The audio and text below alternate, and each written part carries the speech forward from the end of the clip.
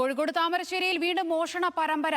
കോരങ്ങാട് ഹൈസ്കൂളിന് സമീപമുള്ള ഫ്ളാറ്റുകൾ കേന്ദ്രീകരിച്ച് നടന്ന കവർച്ചയിൽ പണവും മൊബൈൽ ഫോണുകളും ചെരുപ്പുകളും നഷ്ടപ്പെട്ടു. സ്കൂട്ടറിലെത്തിയ 2 യുവാക്കൾ ചേർന്ന് മോഷണം നടത്തുന്നതിന്റെ CCTV ദൃശ്യങ്ങൾ പുറത്തുവന്നിട്ടുണ്ട്.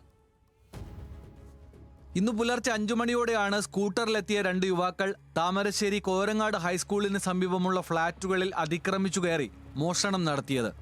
ഫ്ളാറ്റിലെ താമസക്കാർ ഉറങ്ങിക്കിടക്കുന്ന തക്കം നോക്കിയാണ് മോഷ്ടാക്കൾ ജനൽ തുറന്ന് അകത്തു കടന്ന് പണവും വിലപിടിപ്പുള്ള മൊബൈൽ ഫോണുകളും അടിച്ചെടുത്തത്.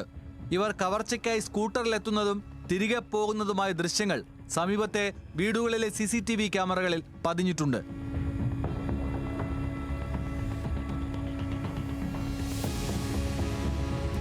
ഫ്ളാറ്റിലെ താമസക്കാരനായ തോമസിന്റെ വിലപിടിപ്പുള്ള മൊബൈൽ ഫോണും കയ്യിലുണ്ടായിരുന്ന പണവുമാണ് പ്രധാനമായും നഷ്ടപ്പെട്ടത്.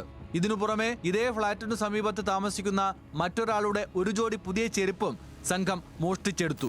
സംഭവത്തിൽ തോമസ് നൽകിയ പരാതിയുടെ അടിസ്ഥാനത്തിൽ താമരശ്ശേരി പോലീസ് കേസെടുത്ത് അന്വേഷണം ഊർജിതമാക്കി. പുറത്തുവന്ന CCTV ദൃശ്യങ്ങൾ കേന്ദ്രീകരിച്ച് മോഷ്ടാക്കളായ യുവാക്കളെ തിരിച്ചറിയാനും ഉടൻ പിടികൂടാനുമാണ് അന്വേഷണ സംഘത്തിന്റെ ശ്രമം.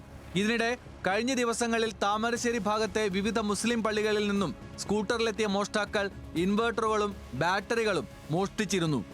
നിലവിലുള്ള ഫ്ളാറ്റ് മോഷണ കേസിലെ പ്രതികൾക്ക് പള്ളി മോഷണങ്ങളുമായും എന്തെങ്കിലും ബന്ധമുണ്ടോ എന്ന് പോലീസ് ഗൗരവമായി പരിശോധിച്ചു വരികയാണ്. ന്യൂസ് മലയാളം, കോഴിക്കോട്.